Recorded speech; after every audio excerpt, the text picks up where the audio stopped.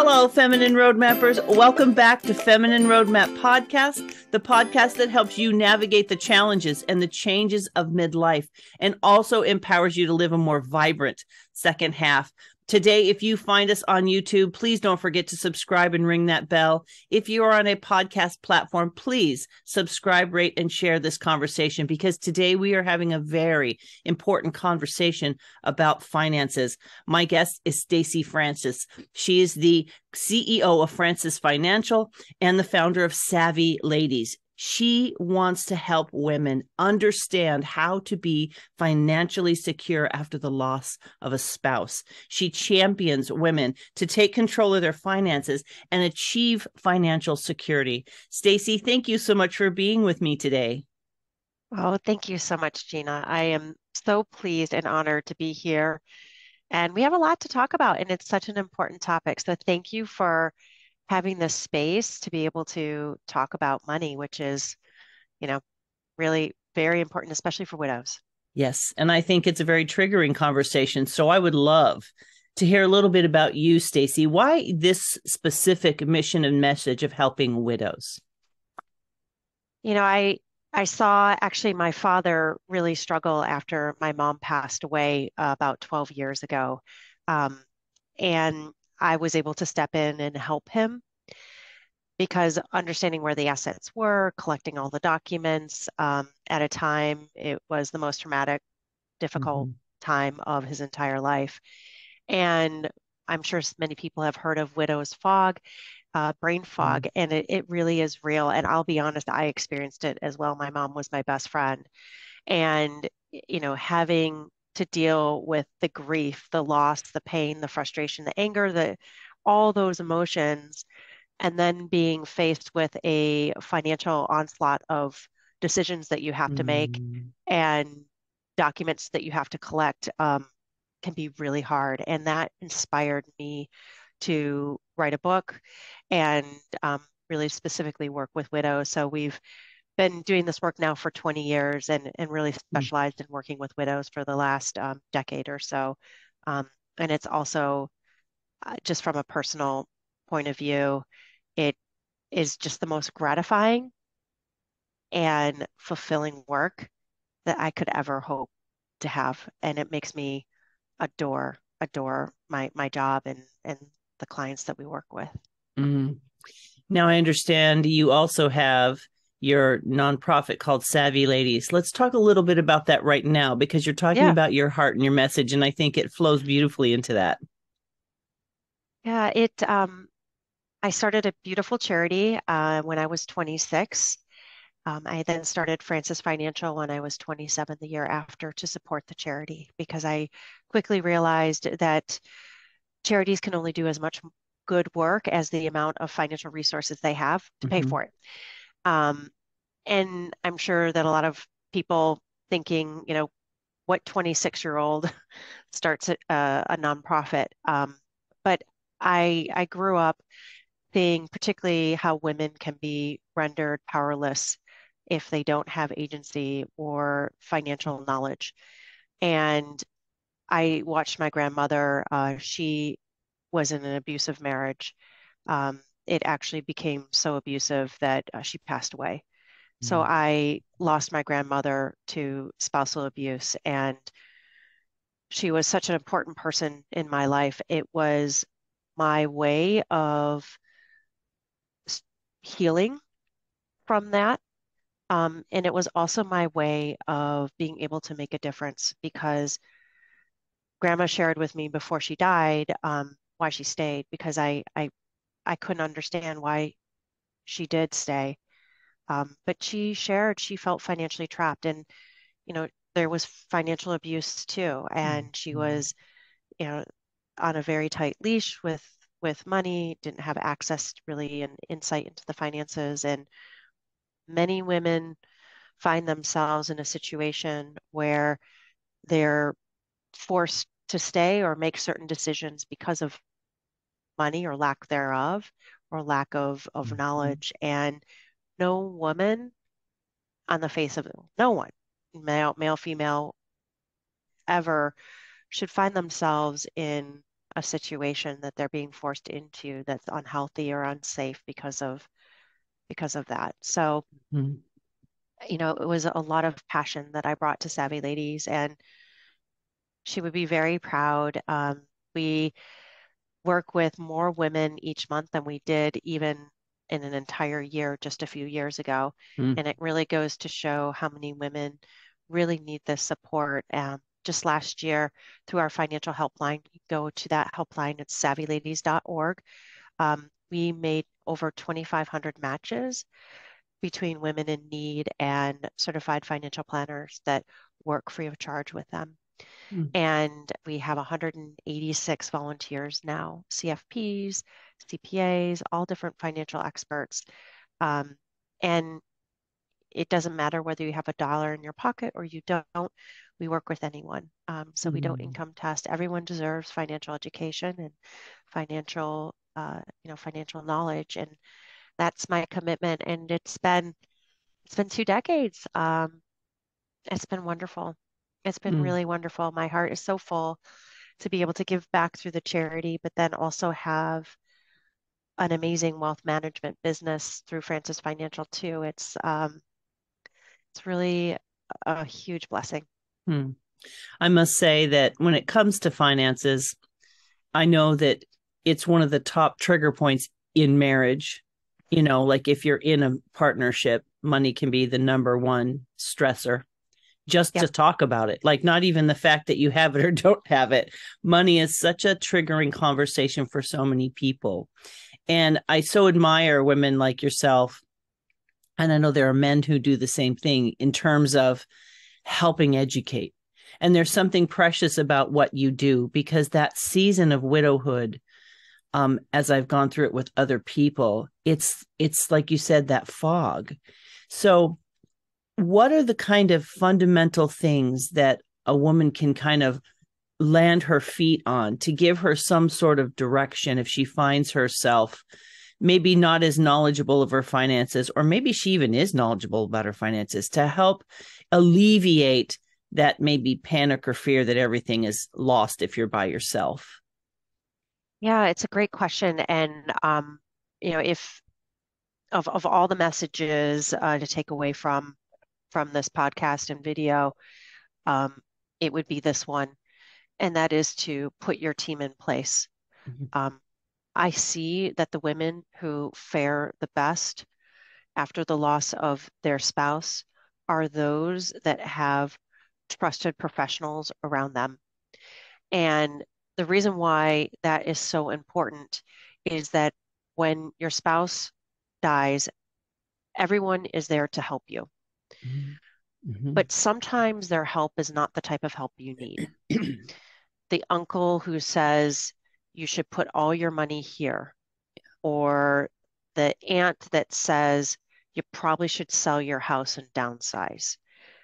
All, again, very well-meaning people, but I can guarantee that the majority of them are not experts, certified financial planners with decades of experience, particularly working with widows, right?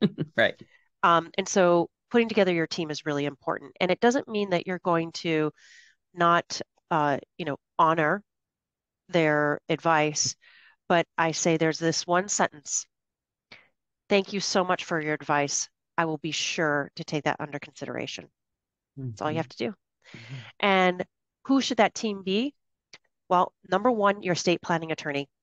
That is going to be your right-hand person to help you through probate and to make sure that everything is wrapped up the way that it should be. And they are the first person to reach out to when your spouse passes away. Then number two, a financial advisor. And it could be the financial advisor that you work with already. And if you have a great financial advisor, hang on to that person with both hands and lean into them to help you. What I do find is that within 1 year of their husband passing away, 80% of widows leave their advisor, leave their financial advisor. And there's been a lot of studies done on this. And the reason, Gina, isn't necessarily that they were doing a bad job, but it's that she didn't have a connection with that financial advisor, and that Mm, connection often is stronger with the husband, their their spouse. So, make sure that you work with a great advisor. And I can put a link to a fantastic document that I put together um, that gives all the questions to ask a financial advisor. Most people haven't interviewed financial advisors and like, what should I really be looking for? What are the important things? How do people charge? All those things and that you need to have clarity around. And so it's a great document that you can use, and also some resources of where to find a great advisor. mm, Um, and the third one is really important, someone to help you with your mental health. Um, losing a spouse for vast majority of our clients is the most traumatic event that they will ever face in their life. And having that mental health and that therapeutic support mm, is a must-have. Friends are important, very important, but friends can't necessarily take the place of a expert who specializes in loss. I'm actually a grief recovery coach. Not that I okay. practice grief recovery coaching, but I find it's so important for our work that we do.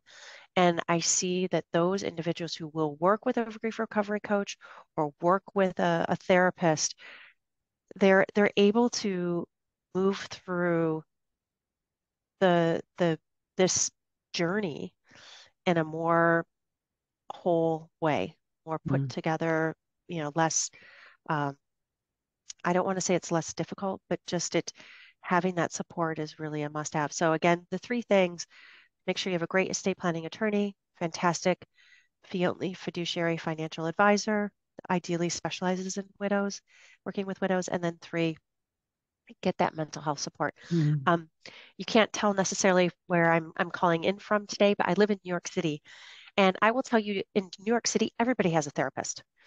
Like, if you don't have a therapist, you're like, how do you not have a therapist? So, and I think it's much more accepted in certain parts of the country and certain cultures than others. But I will tell you, whatever back part of the country you live or whatever culture you come from, it definitely is a must-have. Mm.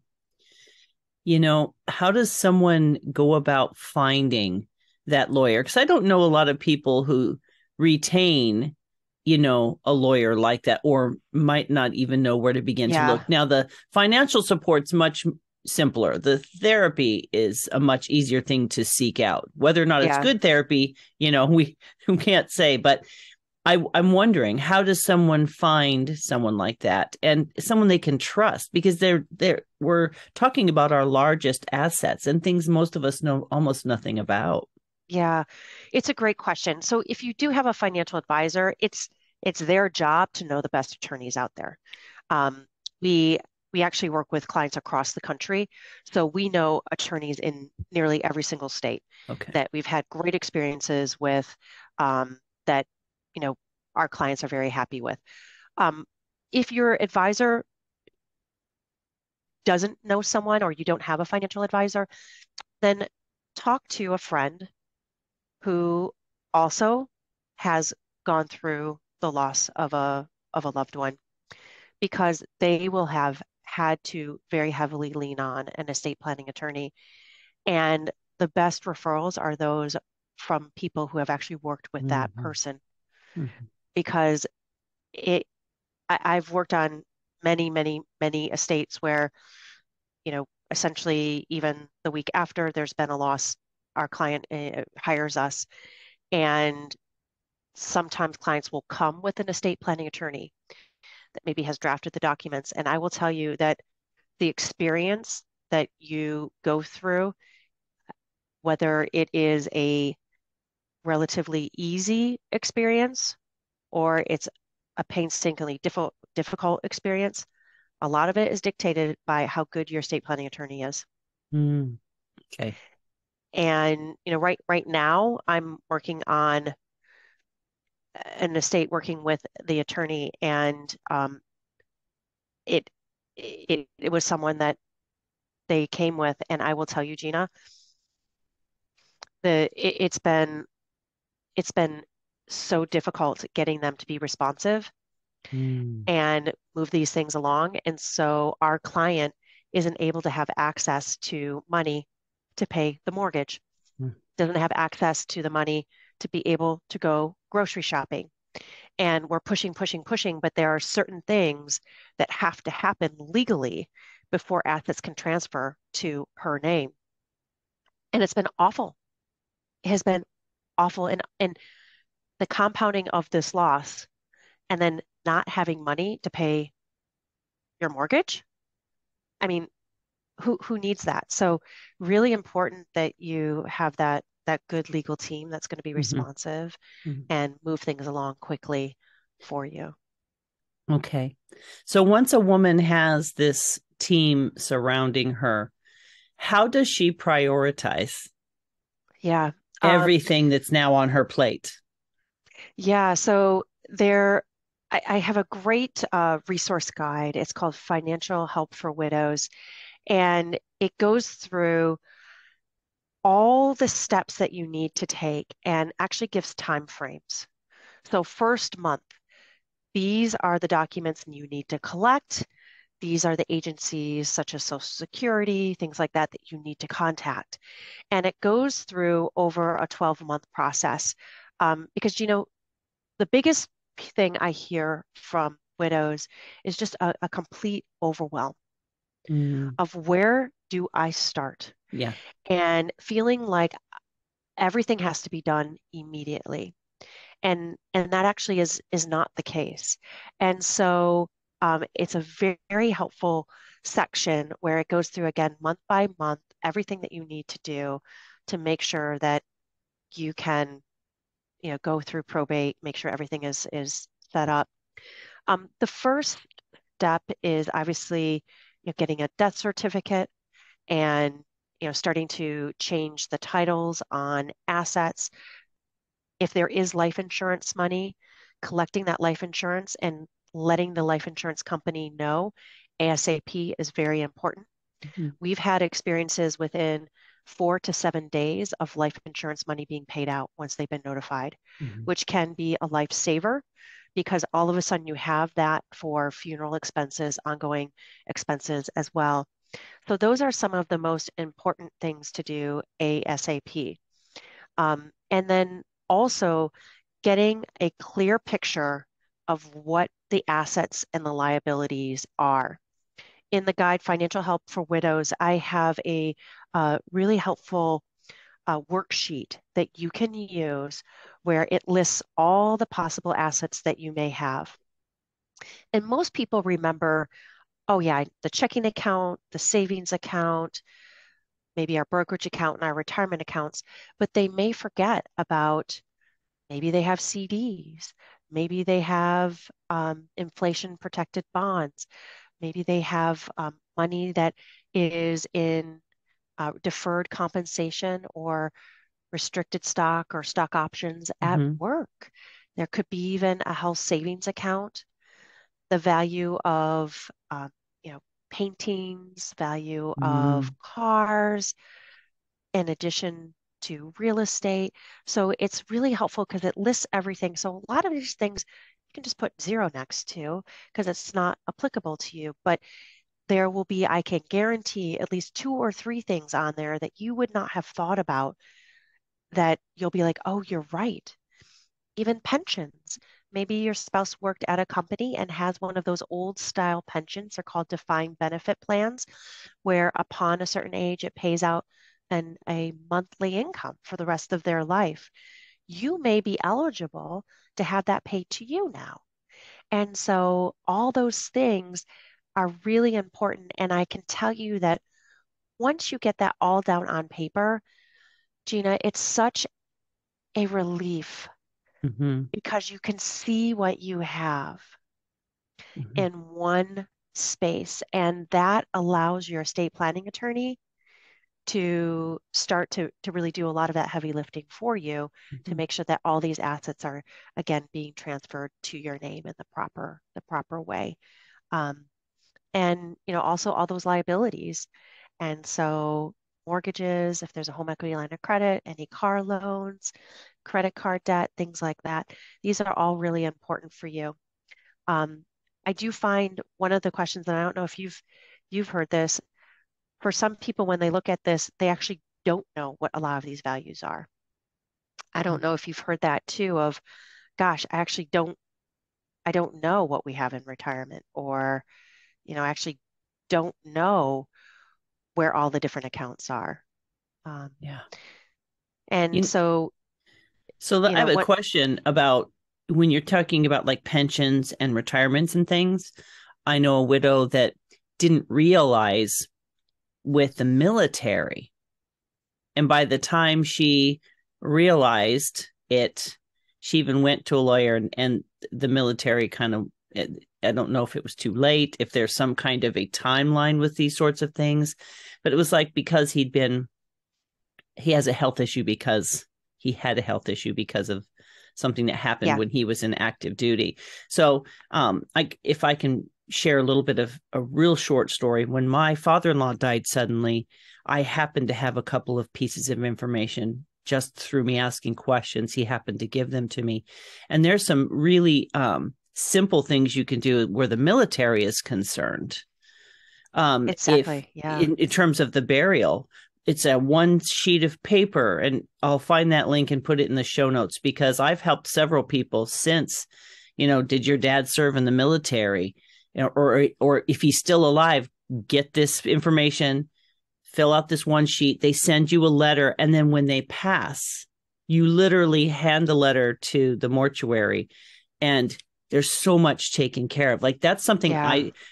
I've talked to people who's come from military families and they didn't realize. So there are other things out there, I think, for unique situations like the military where you can ahead of time Yep. know. And Yeah. even if they've passed, it's a pretty quick process to find ways that you can actually have Yeah. help in the burial part of. Yeah. There's a great website. It's www.v as in Victor, A as in Apple.gov. It's the Mhm, Veterans Administration. If you go onto the website and then you'll see a tab at the top that says burials and mhm. memorials. It's fantastic. You can go on there and make a claim. Yep. All you need is a copy of your spouse's DD 214, which is the military service discharge form. Mhm, And once you do that, you can actually get a monetary benefit for a burial. Um, they can help pay for funeral costs, headstones, ongoing burial in a national cemetery, care of the gravesite, ongoing too. So, yes, there's a huge number of resources for you. Again, going mhm. to www.va.gov, and it's all listed there for you. And it's the process was so fantastic in that particular situation Yeah. for us to be dropped into caring and making decisions for my mother-in-law, to have had that one piece of paper. I mean, for me, all I can say is that one piece of paper made All the all of the difference. difference. And then when she passed away, I became her caregiver.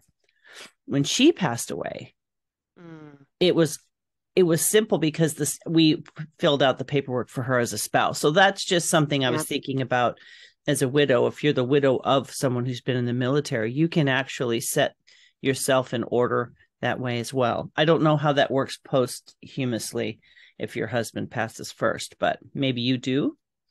Yeah, so you actually go on and make a claim Mm-hmm. right to va.gov, and Okay. you can also give them a call. Again, it's the burials and memorials section of the Mm-hmm. website, and Perfect. you can also call them. Their website has their phone number too, if you prefer more of a voice to voice, and they can walk you through all that. And they're actually the book that I wrote, the Financial Help for Widows. There's a section specifically on benefits for veterans. Um, and you know, there are, I mean, this is separate, but if your spouse has a medical condition because of their service in the armed forces, they can also be entitled to a monthly income through the VA. The surviving spouse can potentially as well. So they can walk you through that too Mm-hmm. as well. I know my father, he served in Vietnam and receives a income every single month because he has had numerous heart conditions and strokes from Agent Orange Hmm. exposure. So Hmm. there's a lot of things that you can look at right there in that website. Thank you for sharing that, because that was honestly the one thing that just simplified Yeah. our journey Yep. incredibly. So, as women, are like you saying, going through this grief and they have this brain fog and they're having so many people helpfully sharing, right? Yeah. I think it's like being pregnant only on steroids, where everybody feels like they have to tell you their story and what they think you should do. So, Yes. tell me a little bit about your how Savvy Ladies works, what it is that I know it's financial information, but so maybe someone's timid, maybe someone's thinking, oh, I don't need that help. Like you've got that person on the fence that doesn't know how to ask for help, or is, maybe, like you said, overwhelmed. Kind of walk Yeah. us through what that journey would look like for someone. So Savvy Ladies is a great resource for getting information and working with a person one time. And also there's no negative because it's all free of charge. And it's a great resource also for educating yourself. We have hundreds of TED Talk like videos about everything about your finances. Some really great information about Social Security that you need to know as well, and retirement going forward. Mm-hmm. And in Francis Financial is where we work with people ongoing. So as a ongoing financial advisor, we create beautiful roadmaps out to age 95 and model what your life now will look like financially, and how that money needs to be invested. When someone comes to us, the first things that we're doing is we are filling out that worksheet for them of getting really clear about all of their assets and all of their income, so that we can help work with their estate planning attorney to have them transferred to their name or the person receiving them. So that's the first thing that we'll do. The second thing is we'll get really clear about what your new spending is going to look like. The vast majority of widows, your income goes down when your spouse passes away. And so with less income coming in, um, you know, what can you sustainably spend to make sure that you are on a long-term financially secure path? With that, we contact Social Security too. There's a few reasons to contact Social Security. First, you get a lump sum $255 benefit. Okay, that's, I think, appalling, but it's something. But also to understand what are your what are your rights as a widow? There are Mm-hmm. widow's benefits that you can collect as young as age 60. If you have children who are dependent on you, you can also receive a benefit, and your children can receive a benefit that you can then use potentially to help pay for their living expenses. And there are some really unique claim strategies where you can collect a widow's benefit and let your own benefit grow over time till age 70 and then switch to your benefit. We'd love to do that work. And so that's the first thing that we'll look at. If you're not already over age 65 and on Medicare, then we'll look into what type of health insurance. Should you stay on the same health insurance? Um, should you go on Cobra? What does all of that look like for you? And what changes should be made?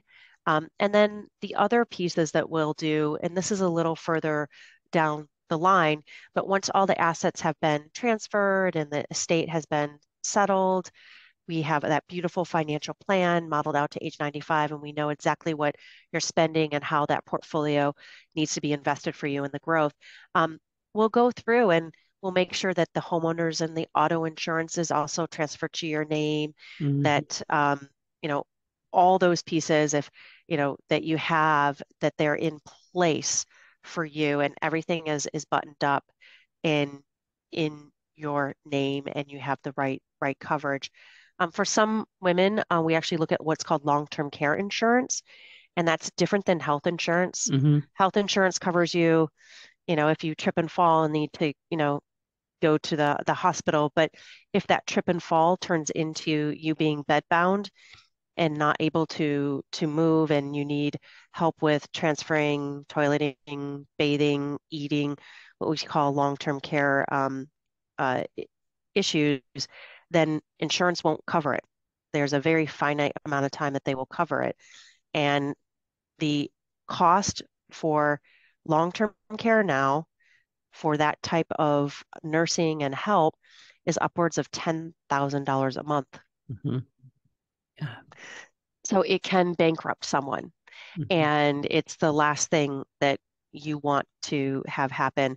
And we find that women tend to be the biggest benefactors of long-term care because we typically are on our own. Our spouse is not there to take care of us, and we live much longer. And so for those people who are interested, it can be very helpful. And just to kind of give you my thoughts, so we're fee only, we're fiduciary. We don't make money by selling insurance. We work with outside independent professionals. So, you know, what I will tell you is that for those people who can afford long-term care, it really can be a great investment. Some people, your assets are above below a certain level where you can get that coverage on Medicaid, but you have to have assets of $2,000 or less to be able to Right. qualify for Medicaid. And again, it will cover you, but your assets have to be very, very low, or you have to spend down your assets. Mhm. So I would say, particularly for women, looking at it and just getting knowledgeable would be very beneficial to make that educated decision of, okay, does it make sense for me to pay this expense or not? Mm. One of the things that probably is on your long-term plan is getting these documents together in a unified place for your children, if you have Yes, children, for when you pass away. exactly. And I will tell you that the more you can be prepared for that, the easier this will be on your loved ones.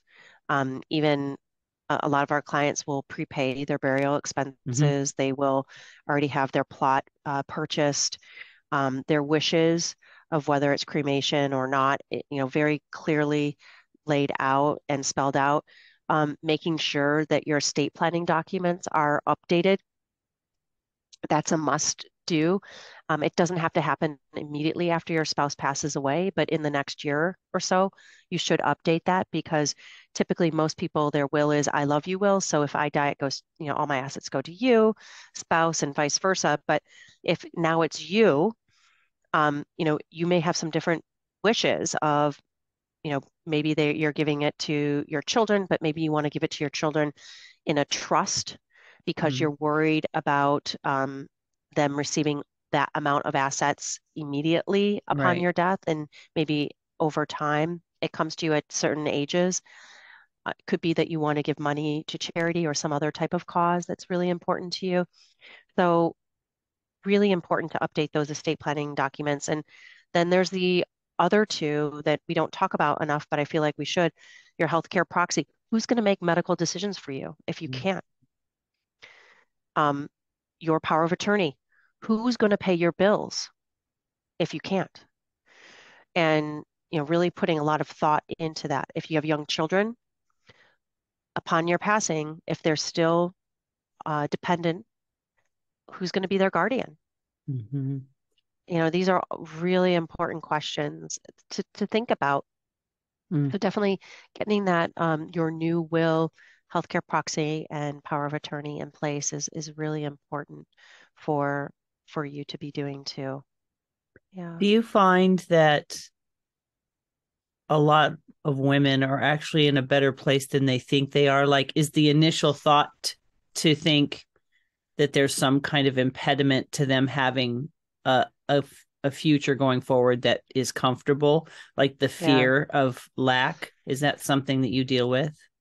Yeah. I call it the bag lady syndrome. And I think a lot of us have it. And it often is because of who we've been shaped as people through our lifetime.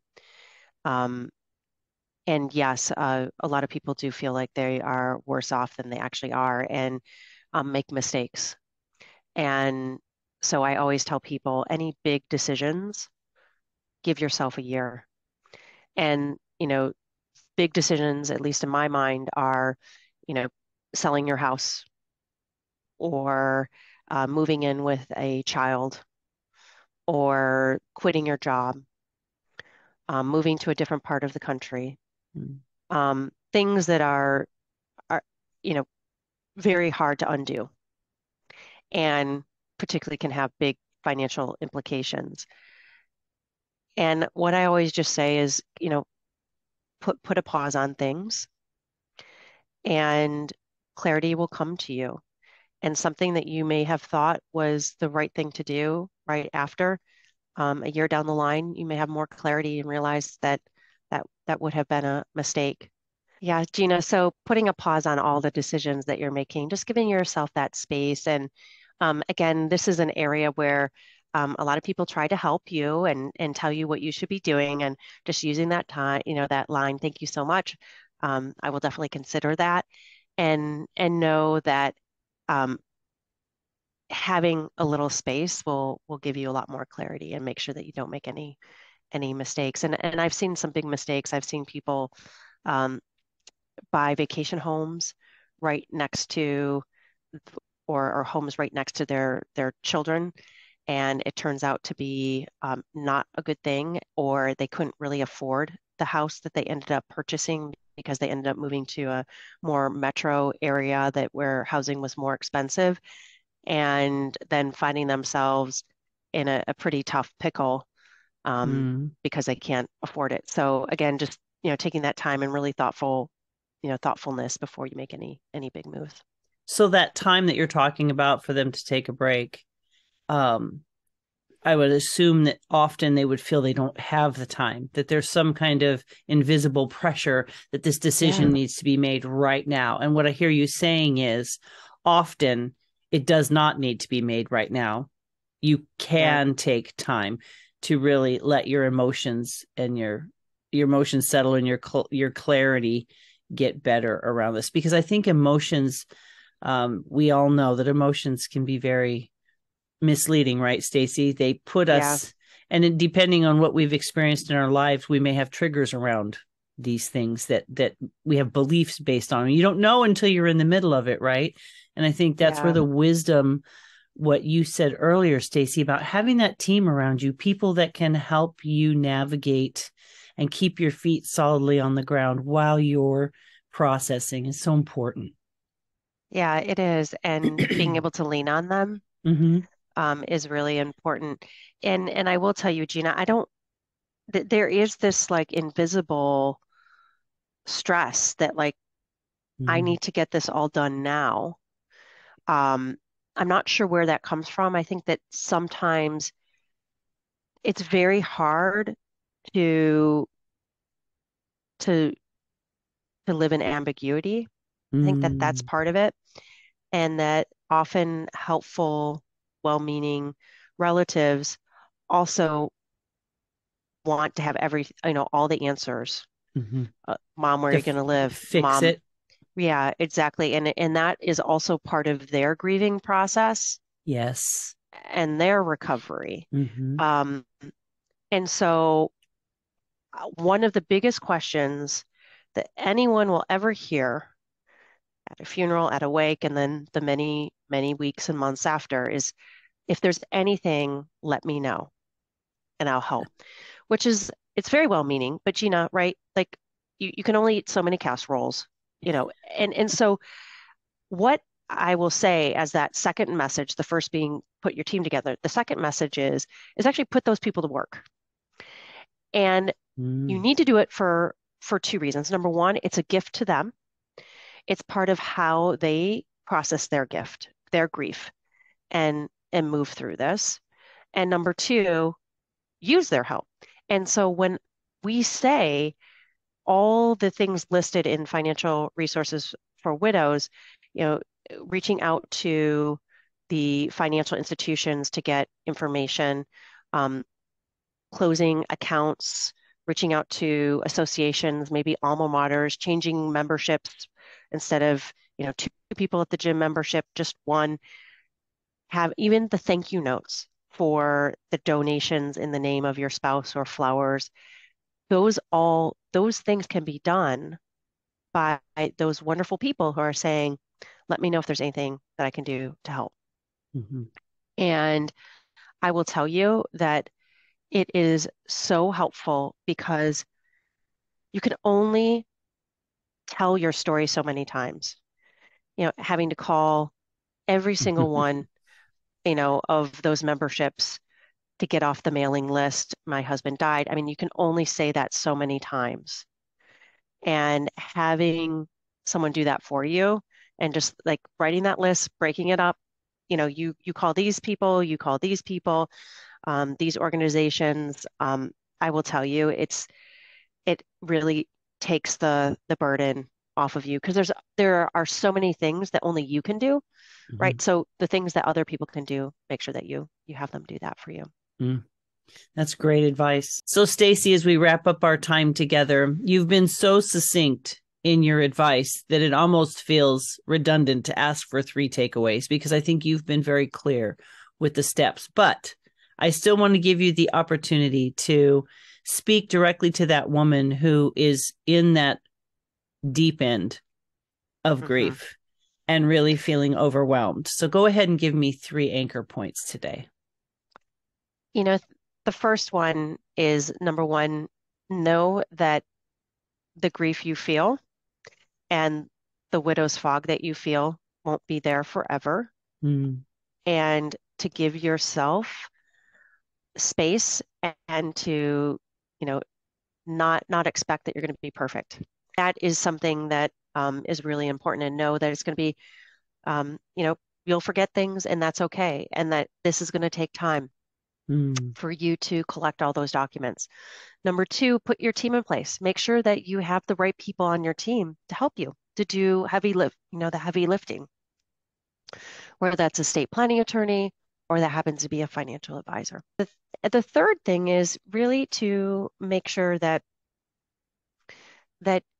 you use the people, the resources that you have to try and help you with the smaller things that maybe you just don't have to do yourself. And that's mhm, reaching out to associations, changing memberships from one to two, stopping certain magazine subscriptions, um, even, starting to collect information about some of the finances and helping with collecting some of those documents.